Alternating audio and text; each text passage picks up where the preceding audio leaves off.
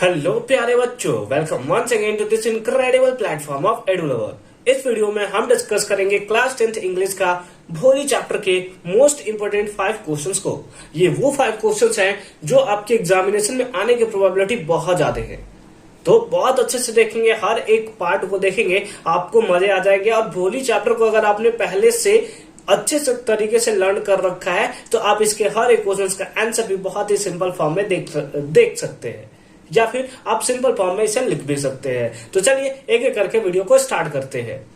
क्योंकि मेरे को थोड़ा सा फीवर का इशू है, थोड़े को मेरे को कफ हो चुका है, इसीलिए मेरे को थोड़ा क्या बोलते हैं, थोड़ा साउंड क्वालिटी आपको चेंज देखने को मिल रहा होगा मेरा, तो कोई दिक्कत नहीं है, ठीक है। लेकिन क्योंकि एग्जाम बहुत ज्यादा नजदीक है, अब आपके 18 to 20 डेज बच गए हैं, तो वैसे में है कि हम पर डे वीडियो आपके लिए बनाए और पर डे आप वीडियो देखते रहे। तो क्या है क्वेश्चन नंबर 1, चलिए स्टार्ट करते हैं। क्वेश्चन नंबर 1 है, हाउ डिड भोली रिएक्ट, भोली कैसा रिएक्ट करती है when her father caught her by the hand, जब उसके पापा जो थे उसके हाथ को पकड़कर और टेक हर टू स्कूल, और उसको पकड़ के है ना, उसके हाथ को पकड़कर उसे स्कूल ले जाने लगते हैं। तो भोली का रिएक्शन क्या होती है, भोली कैसे रिएक्ट करती है। तो अगर आपने चैप्टर पढ़ रखा होगा तो भोली सोचने लगती है कि जैसे उसके काऊ को, उसके जब गैया को पकड़ करके ले जाया गया था और मार्केट में बेच दिया गया था, उसी टाइप से इसको भी लगता है कि मेरे को कहीं पकड़कर जैसे मेरे पापा ले जा रहे हैं, कहीं बेचने तो नहीं ले जा रहे हैं। तो चलिए इसको प्रॉपर फॉर्म में हम लोग पढ़ते हैं।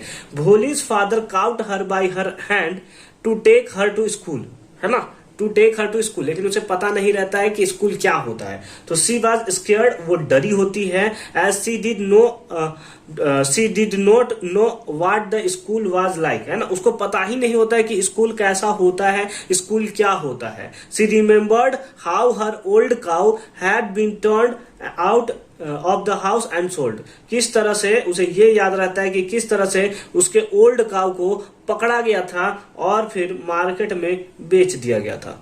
देयरफॉर शी वाज फ्राइटेंड, इसीलिए वो डर जाती है एकदम भयानक वाली, एंड रिलक्टेंट, और उसके बाद वो जाने से एकदम कतराने लगती है टू गो टू स्कूल, है ना, मतलब स्कूल जाने से वो बिल्कुल ही इच्छुक नहीं रहती, वो चाहती ही नहीं कि मैं स्कूल जाऊं, ठीक है। तो अगर इस टाइप से आप आंसर लिख कर आते हो, 1 मार्क्स भी आपके नहीं कटने वाले हैं। उम्मीद है कि ये सारा का सारा पार्ट आपको बहुत अच्छे तरीके से समझ में आया होगा। हालांकि अगर ये चैप्टर आपने बहुत अच्छे तरीके से हिंदी में इसको पढ़ रखा है, बहुत अच्छे तरीके से समझ रखा है, तो कोई भी इशू देखने को नहीं मिलेगा। नेक्स्ट क्वेश्चन पे मूव करते हैं।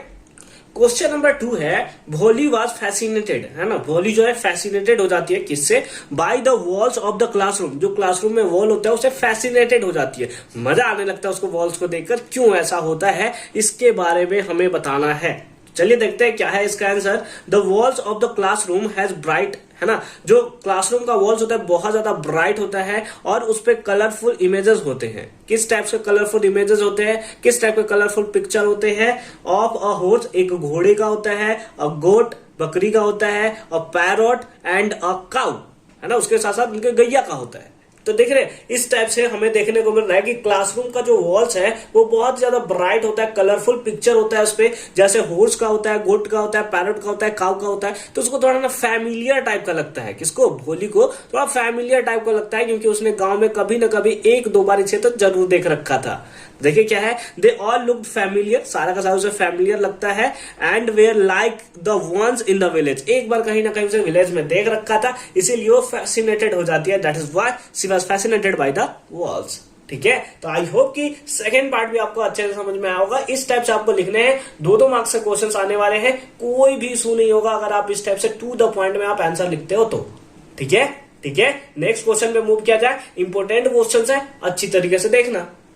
नेक्स्ट है question number 3, why do you think, आप ऐसा क्यों सोचते हैं, Bholi is referred to as a Sulekha in the end, ठीक है, लास्ट में भोली को जो है उसे सुलेखा के फॉर्म में मतलब रेफर्ड किया गया है, इसके बारे में आप क्या सोचते हैं।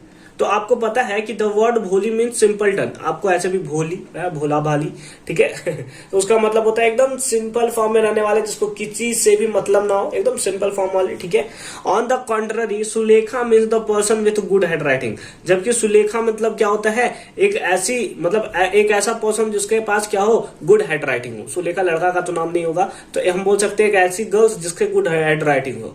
थ्रू आउट द स्टोरी, अगर हम लोग पूरे स्टोरी को देखें तो भोली वाज पोर्ट्रेड, है ना, as a person who was a simpleton, मतलब उस टाइप से उसको दिखाया गया है। पोर्ट्रेट का मतलब होता है दिखाना, उसके बारे में बताना। अगर पूरा शुद्ध हिंदी बोले तो चित्रित करना होता है, ठीक है। उसके बारे में कैरेक्टर स्केच बोल सकते हो आप, ठीक है। तो उसे एक सिंपलटन, है ना, लड़की के जैसा दिखाया गया है। Who have never stood for herself, जो अपने लिए कभी खड़ी नहीं होती है ना। मतलब उसे अपने ऊपर कॉन्फिडेंस ही नहीं होता। जिस टाइप से अगर आपने चैप्टर पढ़ रखा है बहुत अच्छे तरीके से, तो उसके मतलब चिकन पॉक्स उसके बचपन में हो गए थे, जिसके कारण उसके मतलब मुहासे बहुत थे, है ना, मुहासे या फिर जो एक्ने बोल सकते हैं, या फिर बहुत सारे उसके फेस के ऊपर छोटे छोटे दाग थे, ठीक है, उस टाइप के रिलेटेड थे, जिसके कारण उसके ऊपर कॉन्फिडेंस नहीं आ रहा था। लेकिन जिस तरह से उसने एंड में अपने शादी से मतलब जिस तरह से मना कर दिया, क्योंकि उसको दहेज बहुत ज्यादा मांगा जा रहा था उसके मम्मी पापा से, उसके पेरेंट्स से, वो बहुत ही अच्छी बात थी और बहुत ही सराहनीय काम थी, ठीक है। हालांकि उसके बारे में भी पढ़ेंगे। फर्दर नेक्स्ट क्वेश्चन में मूव करते हैं। क्वेश्चन नंबर 4 बहुत ही ज्यादा इंपॉर्टेंट है, अच्छे से देखेंगे। क्वेश्चन नंबर 4 है, Bholi was believed to be a dumb cow, है ना। भोली को ऐसा क्यों किया जाता था, बिलीव्ड किया जाता था कि वो एक डंप काउ है।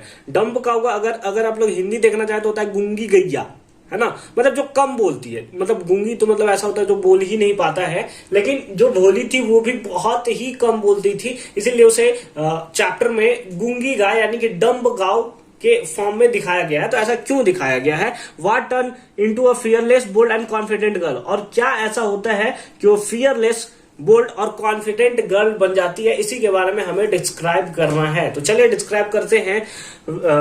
Bholi was a young girl who had contracted small pox at the young age, है ना, यानी कि जब वो यंग एज में होती है तो उसके फेस पे क्या जाता है, स्मॉल पॉक्स आ जाता है, जिसके कारण ही हैड स्टार्टेड लुकिंग अगली, है ना। हालांकि अगली बोलना सही नहीं रहेगा, वो थोड़ा सा मतलब क्या होता है, क्योंकि आपका आ जाता है बहुत ही सारा दाग धब्बा आ जाता है, जिसके कारण वो अच्छी नहीं दिखती। अगली थोड़ा ज्यादा हो जाता है, ठीक है। लेकिन क्योंकि वर्ड यूज किया गया है अगली, तो आप बोल सकते हो कि वो अगली दिखाई देने लगती है। शी ऑल्सो स्टैमरेड वाइल स्पीकिंग, वो जब बोलती है तो लाने लगती है ना, इस टाइप से वो करने लगती है। उसी को हम लोग बोलते हैं स्टैमरेड, मतलब हकलाना, ठीक है, बोलने में फंसना, ठीक है, उसी को बोलते हैं। एंड वाज शाई बाय नेचर, और बहुत ज्यादा शर्मीली होती है नेचर से, जिसके कारण उसको बिलीव किया जाता है कि वह एक डंप काऊ है, गूंगी गैया है, ठीक है।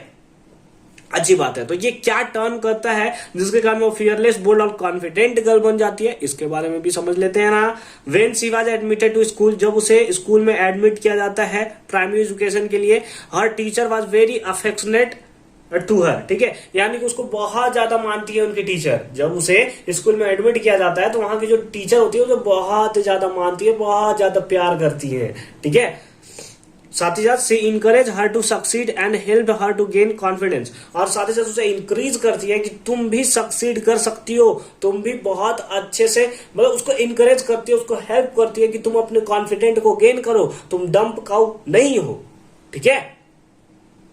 तो अब इससे होता क्या है, चलिए उसके बारे में देखते हैं। As she grew into a young female, जैसे वो यंग फीमेल बनती है, her parents decide to marry, उसके पेरेंट्स जो होते हैं वो डिसाइड करते हैं कि अब इसकी शादी कर देनी चाहिए। लेकिन दिक्कत यहाँ पे होता है कि decided to marry her off to a man twice her age, जो उससे दुगनी एज का होता है उससे शादी करवाने जाते हैं उसके पेरेंट्स। क्यों करवाते हैं सर ऐसा? उसका रीजन ये होता है because of her deformed face, क्योंकि उसका फेस पे आपको बताया कि स्मॉल पॉक्स आ गया था, जिसके कारण उसका फेस जो था थोड़ा अगली दिखाई देता था, जिसके कारण कोई अच्छा सा लड़का उसे नहीं पसंद करता था, उससे शादी नहीं करना चाहता था, और शादी करने के लिए जिससे तैयार हुआ था वो उससे डबल एज का था, यानी कि लगभग अगर 18 की थी तो 36 के एज का लगभग पे बात कर रहा है कि वो आदमी था, ठीक है।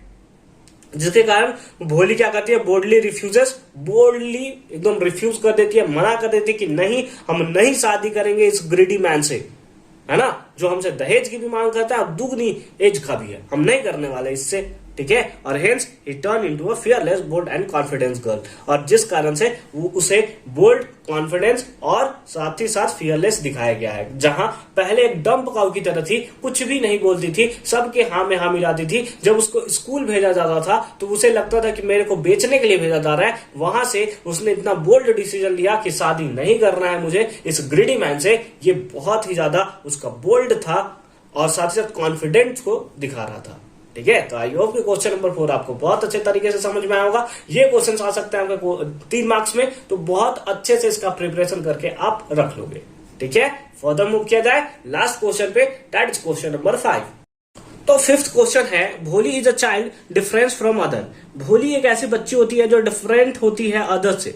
This difference make her N object of neglect and laughter. और यही डिफरेंस उसको नेग्लेक्ट का ऑब्जेक्ट बना देता है, यानी कि कोई उस पर ध्यान नहीं देता, उसको इग्नोर किया जाता है, नेग्लेक्ट किया जाता है, और साथ ही साथ उस पर बहुत ही ज्यादा हंसी, उसका बहुत ही ज्यादा मजाक उड़ाया जाता है। इसी को इलेबोरेट करना है। तो चलिए इलेबोरेट करते हैं। The present day society is considered in such a manner. हम लोग का प्रेजेंट डे का सोसाइटी देखें तो इस कंडीशन में है that it does not tolerate difference very easily. जो डिफरेंस को बहुत इजिली टॉलरेट नहीं करता है। हम लोग उस सोसाइटी में रहते हैं, जैसे अगर आप देखो अपने आसपास सोसाइटी में, तो कुछ होते हैं जो थोड़े डिफरेंस होते हैं, थोड़े डिफरेंट होते हैं, जो हकला कर बोलते हैं या फिर जो अपने में बात करते हैं, तो वैसा हमारा सोसाइटी उसको पागल बोल देता है ना, यह पागल है यार, छोड़ो इसको, ठीक है। यानी कि उसको बहुत इजीली टॉलरेट नहीं कर पाता है। जो हम जैसा रहेगा, जो हमारे जैसा रहेगा, बस हम उसे ही टॉलरेट करेंगे, है ना, बस उससे ही हम ध्यान देंगे। बाकी जो हमसे डिफरेंस है उसे हम ध्यान नहीं देंगे, ठीक है। तो यही हमारा है, this is exactly the reason, और यही एग्जैक्टली रीजन है why Bholi has spend a childhood by suffering the seclusion, है ना। और यही रीजन है कि वो क्यों अपना मोस्ट ऑफ द टाइम जो है चाइल्डहुड का एक्सपेंड करती है सेल्यूजन में, ठीक है। भोली इज नॉट लाइक अदर, है ना। भोली जो होती है वो दूसरों की तरह नहीं होती है, वो बहुत ही ज्यादा साई होती है, उसे बहुत ज्यादा अलग रहना पसंद करता है, अकेले में रहना पसंद होता है। इसका मतलब ये नहीं है कि वो बहुत ही ज्यादा क्या बोलते हैं उसको नेग्लेक्ट किया जाए, उसे बहुत ज्यादा उस पर मजाक उड़ाया जाए, ऐसा नहीं किया जाना चाहिए। लेकिन बचपन में ऐसे बहुत सारे आपके फ्रेंड्स देखने को मिलेंगे, या फिर आपके ऊपर कभी ना कभी ऐसा देखने को आपको मिला होगा, तो बहुत ही ज्यादा एम्बैरेसिंग फील होता है, ठीक है। सी स्लो फॉर हर एज, ठीक है, वो अपने एज से थोड़ा स्लो रहती है, ठीक है, स्लो काम करती है। स्टेमर्स व्हेन सी स्पीक्स, है ना, और वो क्या करती है, हकलाने लगती है जब वो बात करती है। And is covered with the पोक मार्क्स, है ना। और उसके साथ साथ आपको पता है कि उस स्टार्टिंग में उसको क्या हुआ था, स्मॉल पॉक्स हुआ था, जिसके कारण उसके फेस के ऊपर छोटे छोटे दाने आ गए थे,